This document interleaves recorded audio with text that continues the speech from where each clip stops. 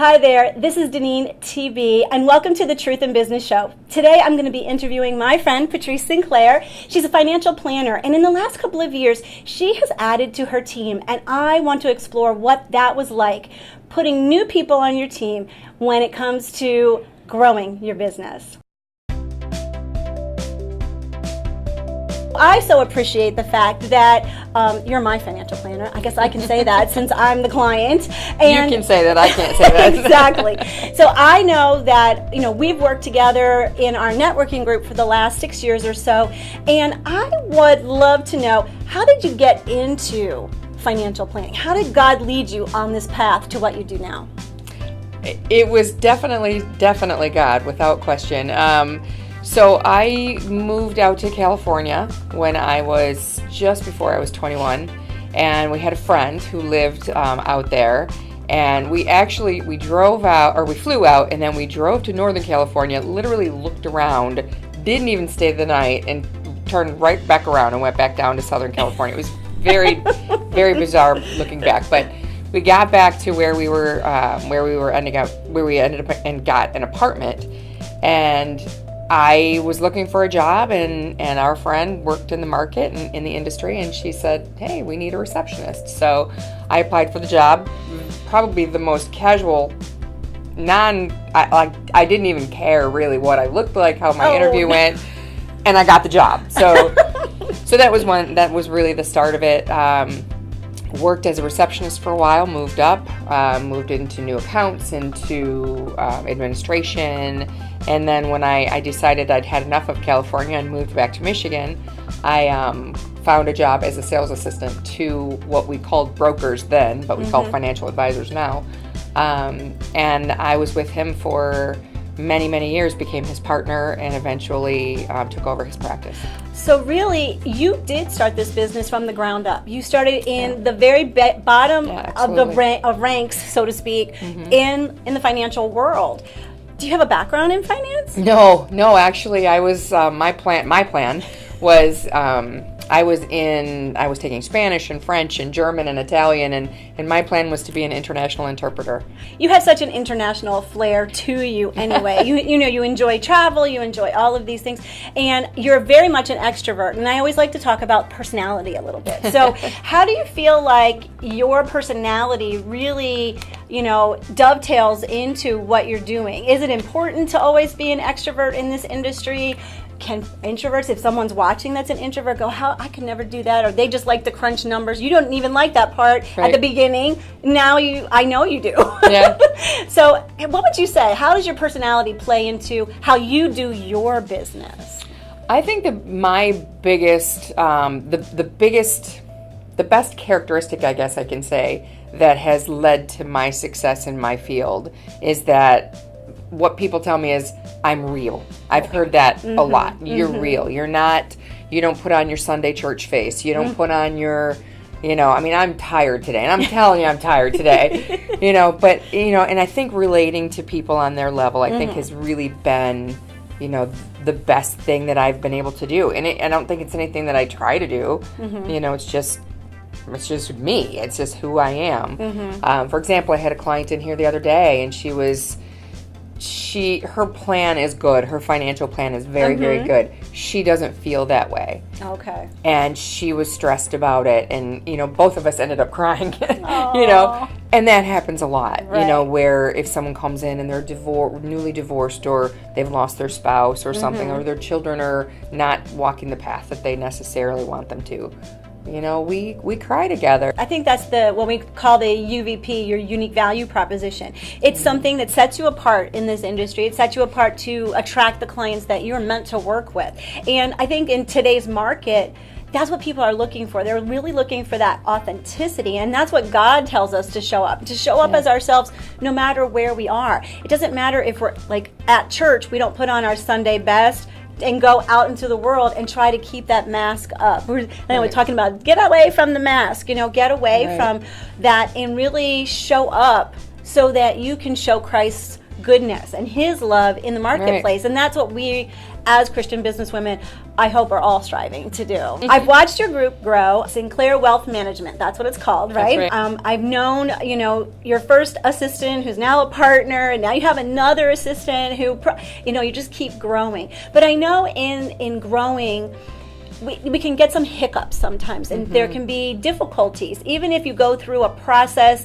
of really vetting people, there's still that adjustment period. Right. Yes. So if someone out there is thinking about, it's time for me to grow my group, it's time for me to grow my team, do you have some things, or just some examples, or how did that happen for you, that you worked through some of those difficulties? It is difficult. I think the hardest thing was finding a person.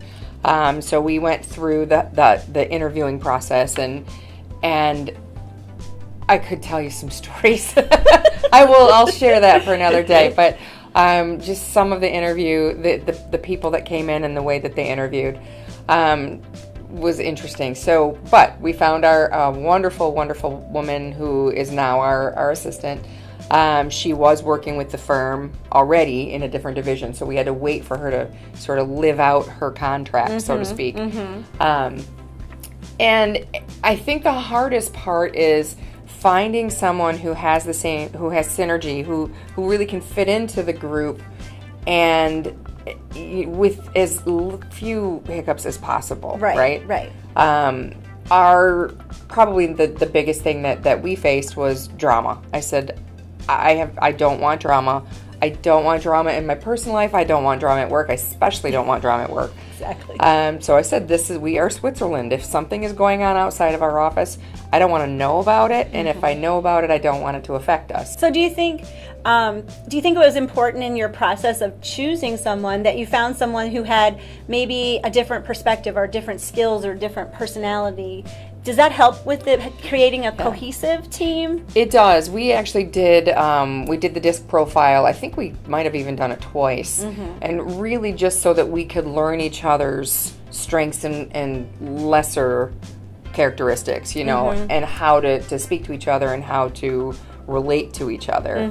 But yeah, we definitely want to have people that are different. I mean, I love working with people that are the same because then we're thinking the same, but that doesn't benefit us. So when you're with other people that have different strengths than you are, my business partner and I have completely different strengths than each other. And it works really, really well. For you, you have 3 on your team now. So what does a typical day look like for you? Is it busy with clients? Are you busy looking at the market? Are you busy having meetings? What is a typical All of day? those things. Except the market part. Okay. So what, for you, building this team and having this team, how important is it for your meetings weekly? What kind of structure have you created so you can keep this open communication going? Yeah, that's a really good question, and it's very important. So what we do is we can have, I would say, dozens of tasks open at any time. So we might be working on dozens of different items for different clients. So we keep a list. And actually my assistant has been instrumental in creating that particular structure. So we meet together as a team every Tuesday morning. We go through our list just to see what's done from that last week, with Mr. and Mrs. Jones, have you taken care of getting this account set up, et cetera, et cetera. Right. So she's been really helpful with that, but you have to have that communication because the buck stops with me. If something goes wrong, the clients are calling me. Exactly. Right? So I need to know where things are. That said, I'm not the one that's going to be doing it. I know nothing about the administration here. It's kind of a benefit and a weakness. Excuse me, both my business partner and myself were sales assistants at one time, and we were both good sales assistants. Okay. And my business partner was an outstanding sales assistant. So, we set the bar really high, which makes it difficult for my assistant because she's following in some pretty good, big footsteps. So, but because now we're here at Raymond James, I don't know the administrative side. I don't want to know the administrative side. Right. Raymond James doesn't pay me to do that. Right. They pay me to take care of clients. So we meet every week. And we're constantly emailing back and forth, and we the team CCs each other when we're emailing a client so that everybody sees everything. And I think it's important that everyone understands their roles, because when you Absolutely. know what part you do and how you fit in and how you fit together, then you're not going over the boundary of somebody else. Absolutely. So let's shift gears a little bit. I know that you volunteer in so many places. You're very strong in the community, you're strong in your church and things like that. How do you feel that you really connect all of these things together? Your faith, your business, your charity work. How does that all go into the fabric of your life? I don't think that any of it's really divided. I mean, it really is all, it's all kind of combined, to make me. Right. You know what I mean? I don't know if that makes sense, but I don't just go on Sunday to church to find God. Right? So it's waking up in the morning and thinking that first thought, thank you that I woke up today. Exactly. And carrying that through the day, right?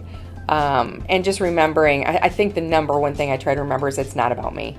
Right. It's just not about me. I mean, I'm a speck of dust in the grand scheme of things. Right. Right. And you have to, you just have to keep that in mind. And people that think they're more than that, it's a completely different focus, and it's a completely different mindset. Right. So you really do see God's unfolding plan for your life, for your purpose, calling, whatever you want to call it, through what He's put in front of you to do. Because like you said, your plan was not to be in financial services. Right. Not only did I see myself in finance, I very clearly did not want to be an advisor. So when I was a sales assistant and I liked my job, I loved my job. And I remember thinking, I wouldn't want to do that. I wouldn't want the responsibility of that. And literally it was as if God flipped a switch one day. And I started to get very annoyed with the little things that I used to do every day and take for granted. Questions when clients would call about checks or whatever. And I started to get very annoyed with that. So it was very funny, and I look back at that, I mean, you could almost draw a line in the sand from the day that I was fine and then until I wanted to do something different. Right. I think God uses that discontent sometimes to push us out of our comfort zone. Totally, I agree with that. And so then you are forced to take that step. And I think He does that a lot. He does it in little ways, like with annoyances, and sometimes He does that in big ways to get our attention. There's been a time where you can really say, I needed to trust God to take care of my business because, or in my business. What can you give us a story about a time that you really needed to rely on Him and you saw that trust right in front of you? I think it's health. It's all health related. About 4 years ago, I was diagnosed with a couple of types of cancer. And it was very bizarre because my whole focus at that time was being healthy and eating right and working out. And then this happened. And through the last 4 years and the procedures and the things that I've had to deal with, or I should say I've gotten to deal with, because they really are opportunities to look at your life in a different way and to say, I have no control over this. I have the sign over on my wall, God grant me the serenity to accept things I cannot change, and just to know if I can't change them, I have to give them over to something. I have to give them over to someone. So, from an overall life perspective, it was like, okay, God, I don't know what's going to happen tomorrow, but this is yours. I'm laying this down. This is yours. Right. And from my business perspective, just understanding that, leaving that in the hands of my partner, and saying, I trust you. I know you're going to do great.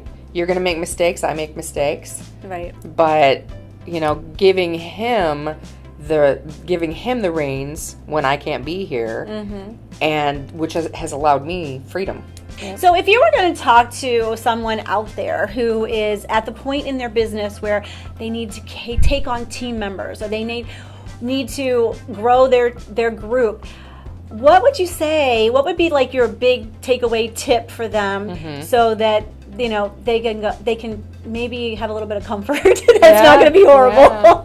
Yeah. I would say go slowly.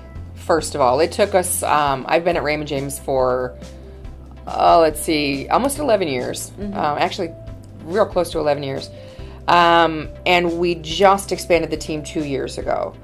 So go slowly, because it's a lot harder to take something away and to undo it than it is. You don't open up 10 Wendy's at once. You open up one and then another and then another. Thank you for joining us today on the Truth in Business Show. I hope you enjoyed our time with Patrice. I will put all of her contact information down in the show notes so that you can make sure to connect with her if you have questions or if you want to know something more about financial planning or anything like that. I've enjoyed today. It's been really great. I think we've had a great conversation about really helping you create the team, grow the business the way that you want, and of course doing it by connecting faith and business. Make sure that you subscribe to this channel, Deneen TV. Make sure you also ring the bell. Did you know you get notifications when you ring the bell every time a new video is up? I would love for you to put in the comments below something about how you've grown your team or what your thoughts are about growing a team. That would be great. We would love to help one another, just spur each other on in our businesses. Have a great rest of your day, and as always, be filled to overflowing.